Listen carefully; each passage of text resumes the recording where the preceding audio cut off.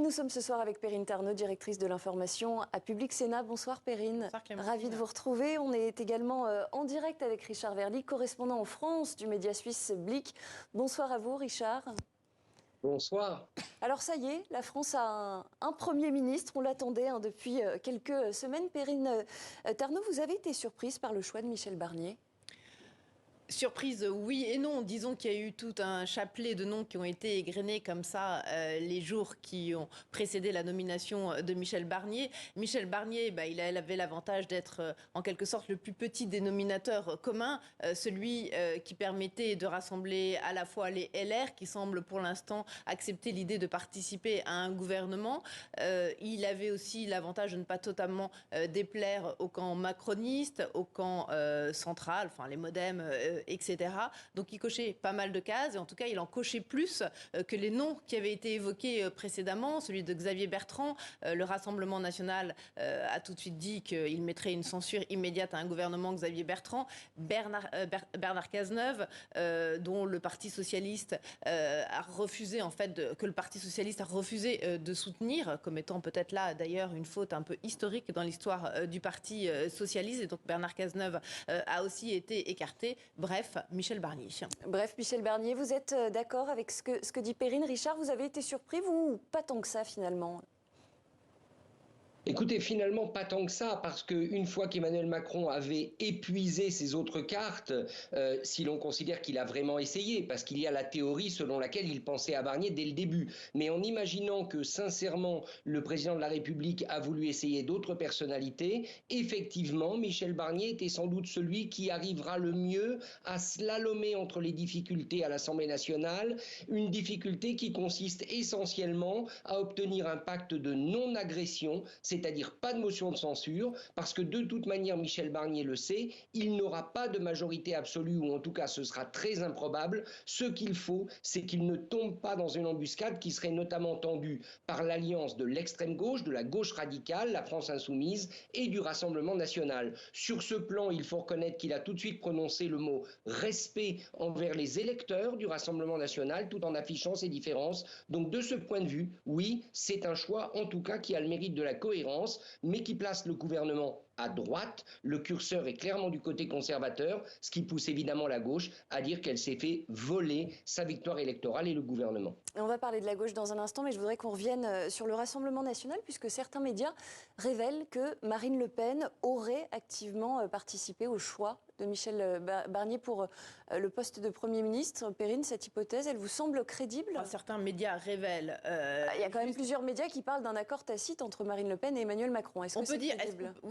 Est-ce qu'on peut appeler accord tacite à partir du moment où le Rassemblement national dit qu'il ne va pas censurer dans l'immédiat un gouvernement de Michel Barnier. Est-ce que pour autant il s'agit vraiment d'un accord entre Emmanuel Macron et Marine Le Pen ? Je ne le crois pas. Moi je ne crois pas du tout à cette hypothèse-là. Toujours est-il que effectivement, en tout cas, Emmanuel Macron a choisi un Premier ministre qui n'allait pas se faire censurer immédiatement par les deux extrêmes, l'extrême gauche et l'extrême droite. Pour l'instant, le Rassemblement national, effectivement, a dit qu'il allait s'y voir, il allait écouter le discours de politique générale du nouveau Premier ministre, il allait le juger en quelque sorte sur pièce. Alors il va bientôt, bien évidemment, falloir que Michel Barnier donne des gages au Rassemblement national, donc des mesures auxquelles le RN tient, à savoir sur le pacte migratoire, des choses comme ça. Voilà, qui sont vraiment, je dirais, les lignes fortes du parti de Marine Le Pen. Mais je ne dirais pas pour autant qu'il y a un accord tacite entre Marine Le Pen et Emmanuel Macron. Alors en tout cas, à gauche, un côté France Insoumise, Jean-Luc Mélenchon estime lui que les résultats des législatives ont été volés. On l'écoute tout de suite et on commente juste après. Le message a été nié. Et maintenant, nous découvrons un Premier ministre qui est nommé avec la permission et peut-être sur la suggestion du Rassemblement national, alors que le deuxième tour de l'élection législative avait été tout entier concentré à faire échec à ce Rassemblement national. C'est la personnalité la plus proche de ces positions qui est désignée. Quasiment un gouvernement de M. Macron et de Mme Le Pen. Voilà, Jean-Luc Mélenchon qui appelait à manifester hier partout en France. Richard, succès finalement assez mitigé pour cette marche contre le coup de force, entre guillemets, pour reprendre l'expression de Jean-Luc Mélenchon, le coup de force d'Emmanuel Macron. En tout cas, Oui, l'appel n'a pas été suivi par le Parti socialiste. Oui, effectivement, le succès mitigé n'était pas tellement étonnant puisqu'on est en période de rentrée. Michel Barnier vient d'être nommé et donc je dirais même à gauche, ceux qui ne sont pas contents, ceux qui même jugent anormal la nomination de Michel Barnier veulent quand même en savoir plus et vont attendre quelques semaines avant de protester et de manifester. Donc de ce point de vue-là, moi je ne suis pas surpris. Par contre, sur ce que dit Jean-Luc Mélenchon, il y a une part de vérité et il faut le reconnaître, c'est toute l'ambiguïté de la nomination de Michel Barnier.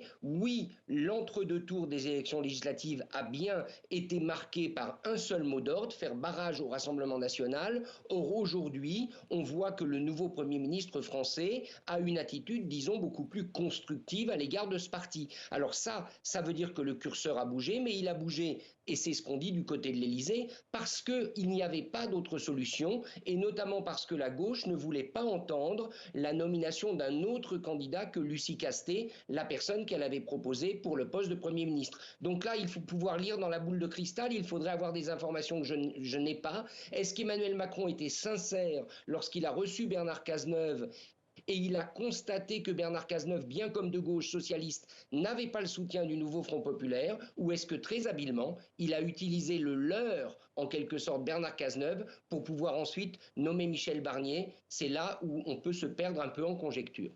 Perrine, vous souhaitiez réagir ? Oui, moi je ne suis pas tout à fait d'accord avec Jean-Luc Mélenchon quand il parle de coup de force démocratique. Le nouveau Front populaire a eu l'occasion de présenter une candidate. Ils n'ont pas voulu évoluer sur leur position, ils n'ont pas voulu élargir la coalition et donc mettre un petit peu d'eau dans leur vin en quelque sorte. Donc c'est aussi leur responsabilité. Sur l'option, sur l'hypothèse Bernard Cazeneuve, il y a quand même plusieurs sources autour de l'Élysée et de proches du président de la République qui nous disent que cette hypothèse aurait pu fonctionner si le Parti socialiste, notamment le Bureau national qui s'est tenu la semaine dernière, avait donné son feu vert à l'hypothèse Bernard Cazeneuve et notamment ne se serait pas prononcé pour le vote d'une motion de censure dès la constitution de son gouvernement. Or, le Parti socialiste n'a pas du tout joué ce jeu-là. Le Parti socialiste, à une courte majorité, a décidé qu'il censurerait un gouvernement Bernard Cazeneuve et à ce moment-là, ils ont complètement refermé la porte d'un gouvernement majoritairement plutôt ancré à gauche. On imagine que ça peut faire imploser, si ce n'est pas déjà le cas, le nouveau Front populaire. Je ne sais pas si le nouveau Front populaire va imploser pour l'instant parce qu'ils vont attendre de voir un petit peu comment ça va se passer au Parlement, à l'Assemblée nationale avec Michel Barnier. Ils ont plutôt intérêt à rester unis, à ce que ce camp à gauche reste uni pour peser dans les décisions et dans les futures discussions autour des textes de loi et notamment du texte budgétaire.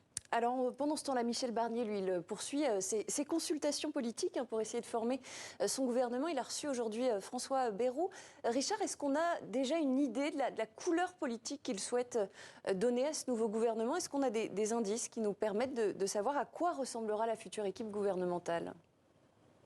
Écoutez, si on s'en tient aux personnalités pour l'instant reçues par Michel Barnier, depuis qu'il a été nommé, c'est très récent, ça remonte donc à la fin de semaine dernière, il a reçu des personnalités de droite. Pour l'instant, il a reçu Édouard Philippe, cet ancien Premier ministre qui, lui, s'est déjà déclaré candidat pour la présidentielle de 2027. Il reçoit maintenant François Bayrou. On attend la personnalité de gauche qui sera reçue à Matignon par Michel Barnier. Donc, a priori, l'option, je dirais, ce sera un gouvernement de centre-droit. Et le véritable enjeu du moment pour Michel Barnier, c'est de savoir s'il maintient en poste ou pas un certain nombre de ministres, on va dire, tutélaires de la Macronie. Il y en a pas mal qui veulent rester. On sait par exemple que Sébastien Lecornu à la Défense serait quasiment déjà assuré d'être maintenu au gouvernement, mais il y a des noms comme Gérald Darmanin, comme Rachida Dati, comme Éric Dupond-Moretti. Donc en gros, Michel Barnier va devoir montrer s'il veut afficher sa différence. Je doute quand même qu'il l'affiche beaucoup avec des personnalités de gauche,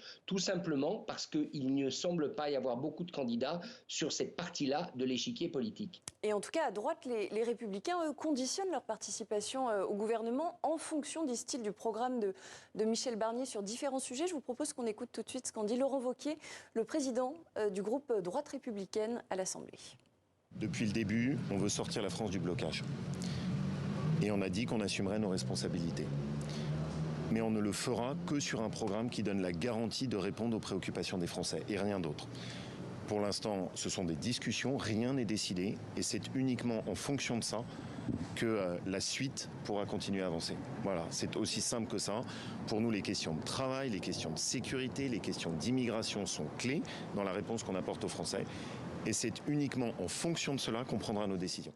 Voilà, rien n'est décidé. Perrine, est-ce qu'il faut comprendre que Michel Barnier ne pourra pas forcément complètement s'appuyer sur les Républicains? Oh, j'y crois pas une seconde. Je pense qu'il va pouvoir s'appuyer sur les Républicains. Là, Laurent Wauquiez fait un peu la fine bouche parce qu'il avait toujours dit qu'il ne participerait pas à un gouvernement sous Emmanuel Macron et notamment pas un gouvernement de coalition. Là, avec quelqu'un de ses troupes, un LR, Michel Barnier à Matignon, je ne vois mal comment il peut refuser que certains Républicains puissent participer à ce gouvernement Barnier. D'ailleurs, quand on l'écoute, on voit qu'il nomme les ministères qui l'intéressent, à savoir, c'est vraiment des ministères régaliens sur la sécurité, l'immigration, le travail, enfin voilà, des postes très importants. Et on sent qu'il veut vraiment peser à ce niveau-là sur ces missions-là gouvernementales. Alors Michel Barnier, lui, il dit qu'il refuse le sectarisme politique. C'est en tout cas ce qu'il a déclaré cette semaine lors de son intervention télévisée, son baptême de feu, on peut dire, sur TF1.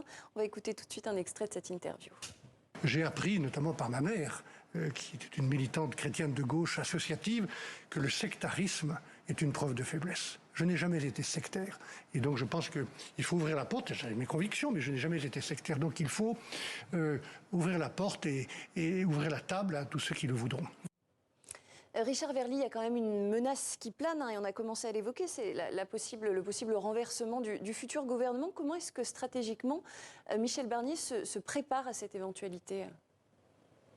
Écoutez, la priorité au Parlement, mais Perrine connaît très bien les mœurs parlementaires, pour Michel Barnier va être au fond d'enfoncer un coin, une sorte de créer une cloison étanche entre la gauche radicale, la France insoumise et le Rassemblement national. Pourquoi ? Parce que ces deux formations, a priori aux antipodes, si elles se rassemblent, on est déjà à peu près 220 députés, et si elles en trouvent 70 de plus, eh bien c'est la majorité absolue. Donc il faut impérativement que LFI et le Rassemblement national ne soient jamais en position de contester ensemble son gouvernement. Donc je pense que toute son action va consister à introduire des mesures qui éventuellement donnent, je dirais, ou obtiennent un certain assentiment du Rassemblement national pour établir une distance entre ces deux formations. À partir du moment où ce sera fait, ce sera déjà beaucoup plus facile de naviguer parce que c'est ça le risque prioritaire d'embuscade et donc de motion de censure pour Michel Barnier.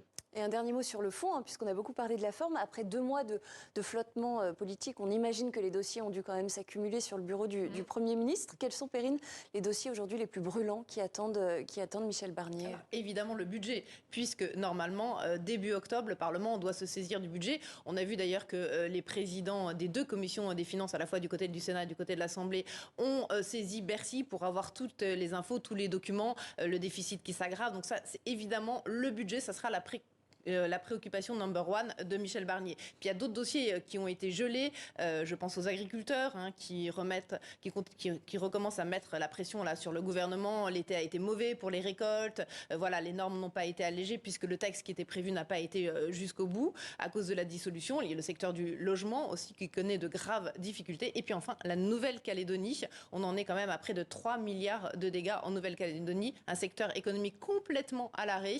Institutionnellement aussi, c'est complètement à l'arrêt. Et donc là aussi, ça va être une des priorités de Michel Barnier. Les priorités, autant de dossiers passionnants à suivre pour nous. Merci beaucoup, Perrine Tarnaud de Public Sénat. Et merci à vous, Richard Verly de Blic. À bientôt sur le plateau du 64.